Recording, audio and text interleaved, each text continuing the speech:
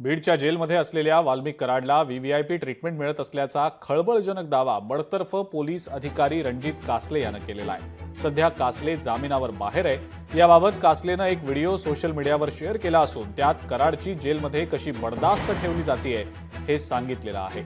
अगदी स्पेशल चहापासून ते चपाती आणि चिकनची मेजवानी कराडला मिळत असल्याचा आरोप कासलेनं केलाय।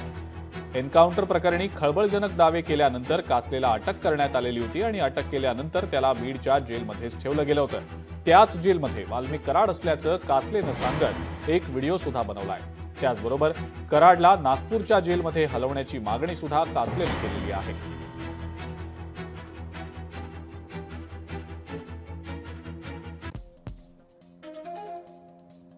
वाल्मिक कराडला 25,000 रुपयांचं जे कॅन्टीन आहे त्याच्यामधलं जेवण मिळतंय। स्पेशल चहा, चपाती, चिकनची मेजवानी मिळतीये। झोपण्यासाठी आणि पांघरण्यासाठी 6 ब्लँकेट दिल्या जातात। जेलमध्ये त्याला शतपावली करण्याचीही मुभा असल्याचं कासलेनं दावा करत म्हटलेलं आहे।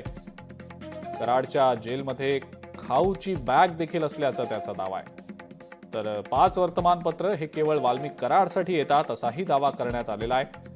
कोर्टाची तारीख 8 किंवा 15 दिवसांनी लावण्याची सेटिंग देखील करण्यात आल्याचा दावा केला गेलेला आहे। नातेवाईकांसोबत त्याची सातत्यानं भेट होते। नातेवाईक सामान देतात, ड्रिंक्स, कोल्ड ड्रिंक्स देतात असा देखील दावा त्यानं केलेला आहे।